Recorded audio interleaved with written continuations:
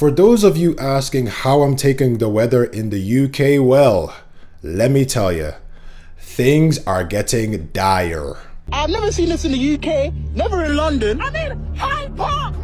Nah, this is 30 far. At what point should we start to panic? Because records are being shattered around the world right now. The US just recorded their hottest month ever, beating the previous record set all the way back in 1936. 2/3 of England is now in severe drought. Yes, that England. After they just had their driest July since records began. Moms would think I'm at the beach, bro. China's largest desert just flooded after having its heaviest 24-hour downpour in recorded history. Meanwhile, Europe's rivers are having the opposite problem. They have fallen to record lows, which not only can be seen from space, but the dropping water levels are revealing all sorts of incredible discoveries. Global ocean temperatures just reached their highest ever in both June and July. In one single week, Japan, China, and the Philippines were hit with not one, not two, but 3 major storms, and France just had their worst wildfires ever recorded. But the craziest part, man, is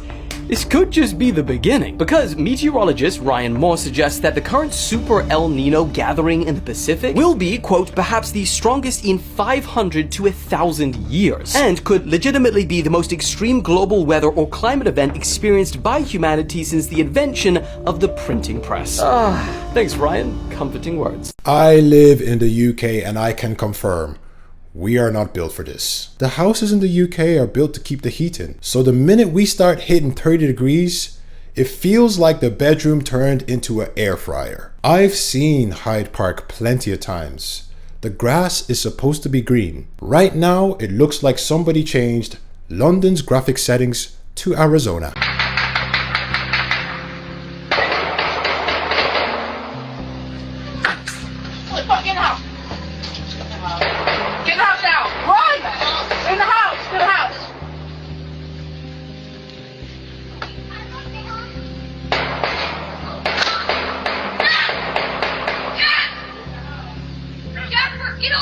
This is why America seems like a movie set to me. The second I hear the first gunshot, the family gathering is over. I'm not standing there trying to work out where the sound is coming from as if I'm analyzing surround sound. And that's the thing that gets me.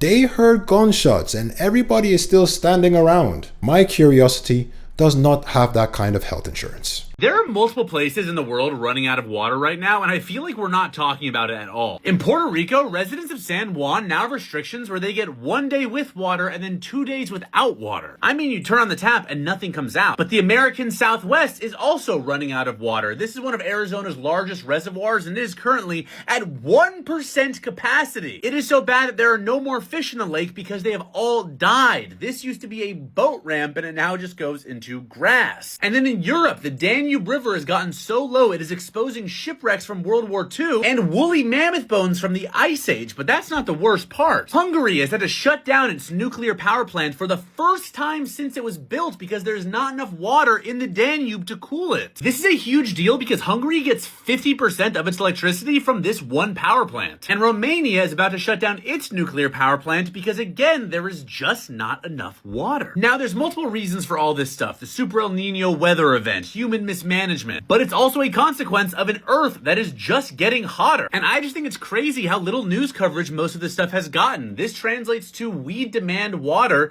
and I fear that, you know, these kind of signs might be showing up in your neighborhood one day because this issue's coming for all of us. He mentioned El Nino. He mentioned human management, but he did not mention the fact that all of these data centers are taking water as well. And if that's not an issue to mention, then it is quite concerning because when it does become an issue, how the heck are we going to survive?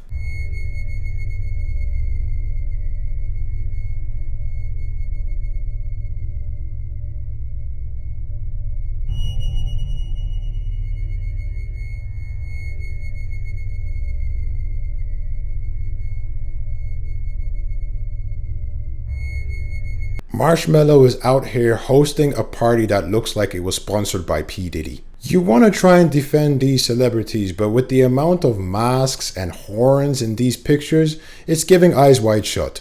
I wish I was making this up, but I'm not. There's a startup, it's called Bexorg, right?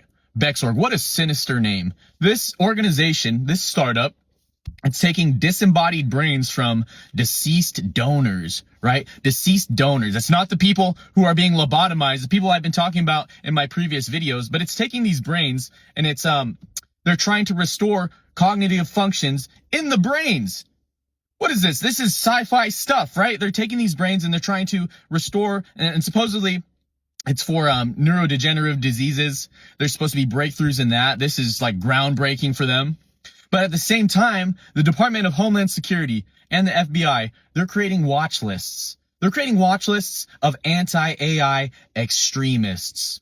So those jokes you've been making about, oh, those dirty clankers, they're stealing our jobs. Yeah, you might get in trouble for that. You might actually be on a watch list already if you've made any sort of joke like that.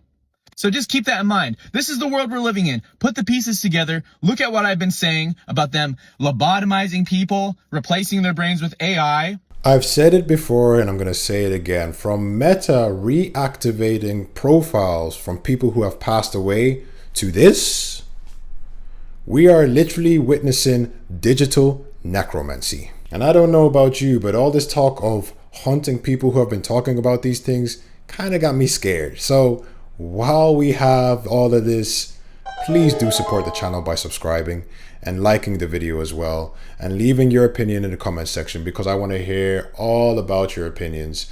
And of course, as you know, the more you like, the more you leave your opinions, the more we get out into this algorithm cosmos. So do that before you forget, and of course hype the video if you're getting that. And I'm not going to hold you hostage at all right? Let's move to the next clip. For those who are marked by God, welcome. Today we're discussing the demonic music industry with one of the most famous Latin artists of all time, Bad Bunny. In the music video for Yo Por Ello Solo, he's being chained by women with horns, and he's dressed as if he's the Baphomet. This is representing his attachment to Lucifer and how he is under control so that he can have all the fame and fortune and all the riches of the world. Notice in this earlier photo, he has hooves and a skirt, just like the Baphomet. If y'all didn't know, Baphomet is hermaphroditic, merging male and female anatomy. He is embodying the Baphomet, a derivative of Satan. In the music video, you see he's dressed as a woman and in all red. And then him being provocative with another man while he's in a dress. This represents him embodying Rebis. Notice red and green, Resbina, or dual matter, representing duality, trying to embody male and female, pushing the Masonic agenda. Notice just at the beginning, male rabbit turns into a female rabbit. And you see the young child watching it, showing that he knows that the children are going to be some of the ones consuming this content. This is why the spirit of confusion lashes onto the children at such a young age. It's not genetics, it's spiritual warfare. If you look here, he's showing the one-eye symbolism. Just like here, his third eye, openly said, is to see everything in the truth, showing he's a part of the Masonic agenda. In the song, he does a mantra. Repetition of these lyrics makes you embody the spirit behind his music. This goes back to confusing the children, family. Scripture says, but whoever causes one of these little ones who believe in me to stumble, is better for him to that a millstone be hung around him, that he be drowned in the depth of the sea. God will have his. It's the evil world we live in. We need to pay attention and then protect the children. They are spiritually vulnerable. We cannot afford to expose them to these wicked things. And trust, we got a lot more to go about this one. So I'm going to see y'all next time. Love you, family. If it takes for me to put on a pair of hooves to express my creativity, count me out. I'd rather this slow and steady progression with our channel than having to put myself out like that. No, thank you. They're lying to everybody. The human sacrifice rituals are war. But do you know the root word for soldier is 2 words? Soul dire. Huh. Soul dire. One whose soul goes to die. That's the root word for soldier. It ain't a good thing. They make it seem like, oh, soldier's a good guy. No, fool. You are a human sacrifice. Surprise. That's what you are. You are a soul dyer. One whose soul goes to... Bro, the Marine Corps? Or is it the Marine Corpse? Huh. Pretty funny. Why do they spell it that way? You know? So, like, these things perpetuate occultism. And we normalize it. And we normalize it. And then what happens when you normalize the wickedness? You can't tell what is of God or not. So you don't even know. You're clueless to it. Because you've got it absorbed in your psyche, in your mind, in your spirit, and everything around you. To understand God, you have to be in a place where you are uncompromised in your spirit. You're not doing things that conflict with you. When you conflict in your spirit, bro, that's distortion, and Satan comes in. He starts talking. And so, like, you cannot let yourself exist in that space of confliction. This is why words and symbols are a big part of conspiracy theories. We use them every single day without thinking where they came from or what they originally meant. But let's be honest, This is the kind of rabbit hole that'll have you pausing in conversations because somebody used a word that you are now analyzing. I've never seen anything like this. This house was hit twice by the same tornado about 8 minutes apart on Monday. This was an EF1 tornado that went through Hazel Crest in southern Cook County.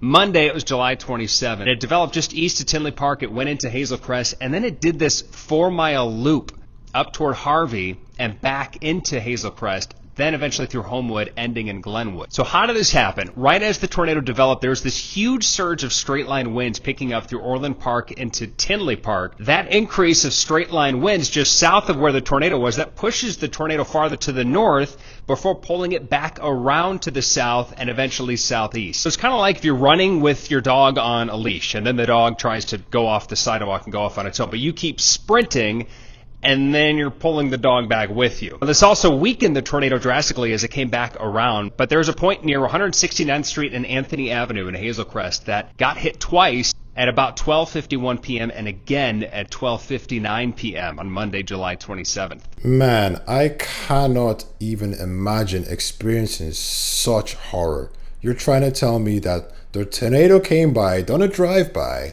said, all right, I'm going to continue going. You're thinking everything's okay.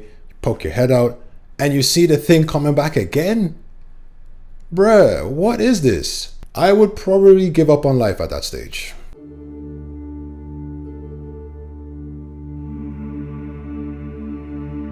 That fortune better say, do not eat this cookie.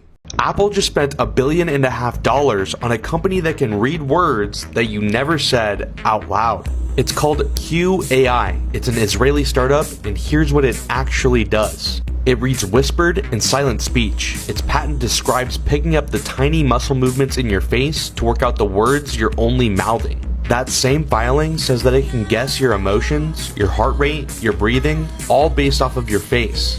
And the guy who founded it built the tech that became Face ID, so this isn't just some random buy. Apple already owns the camera that's pointed at you all day. Now, they own the part that reads what your face is doing when you think nobody's watching.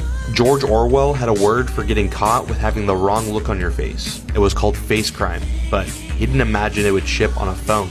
So, we've gone from your phone is listening to you to don't worry, you don't even have to say a word. That is fantastic progression. So now I've got to watch what I say and what I don't say. That is actually ridiculous. Years ago, I made a relaxing CD rain at night for you to use while you sleep. And I thought it would be funny if I added some gunshots.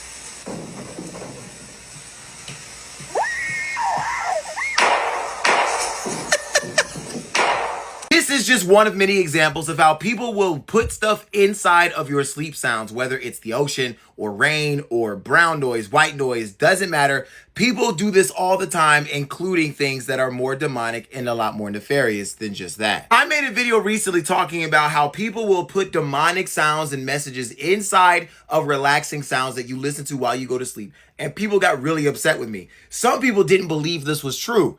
Now, hopefully after showing you this video, you will understand that people put stuff inside of these sounds all the time. And it is a real video. You could go to YouTube right now, click on this video, and you can find it. I think it's near like the middle, like almost the exact middle of the actual sound. It's like a 4-hour long thing. It's real.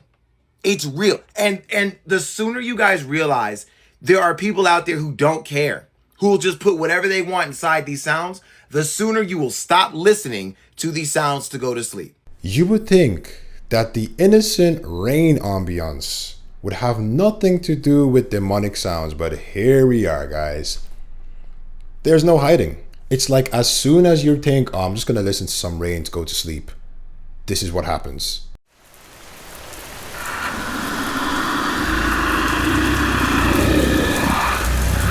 What in tarnation? At first glance, it looks like a highly ornate Renaissance suit of armor with shields, crest, ram heads, and all the usual symbols of power and warfare.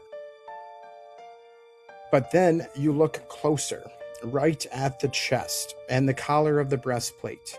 Something is coming out of it. There's a small, infant-like or worm-like creature emerging from inside the armor.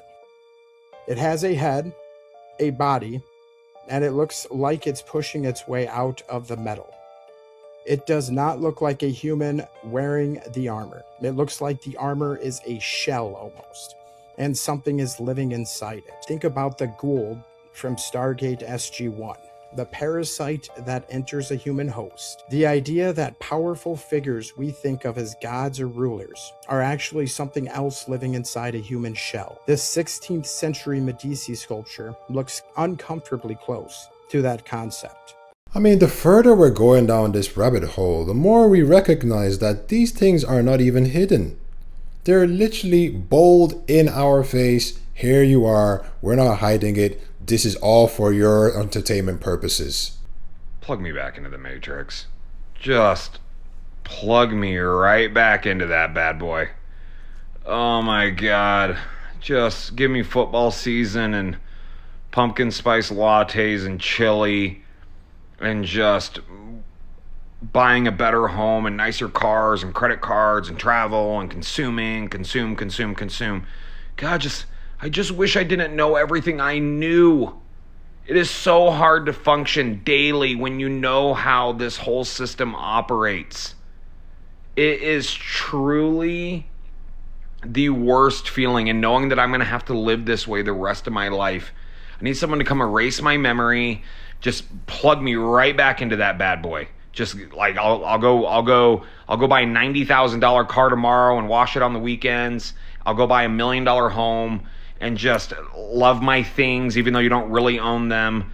I just don't want to know everything I know. You know what? I hear what this guy is saying. I understand what he's trying to say, what I say. And yes, it does feel like that, right? When you go down the rabbit hole and you start finding out all this information about this and that, it gets like that. It starts feeling like, oh man, I wish I did not go down that rabbit hole. But I think it's way more important to actually know these things than not knowing, because yeah, not knowing is a dangerous place. And I think as well, what this guy is saying is a bit extreme. I think one of the things that I have taken in with diving down the rabbit hole is that it needs to be known, but it also, you need to find a way to integrate yourself into this world, because there's no hiding it. There's no hiding away from it. We have to live our life at the end of the day. And that's why I appreciate a lot of you people that come to the end of these videos and commenting. You know, it's as much as it is serious, I do say it all the time. All of these videos that we're doing is for entertainment purposes. And as much as there are things that are true within these clips, we still have to take everything and go back to our regular life.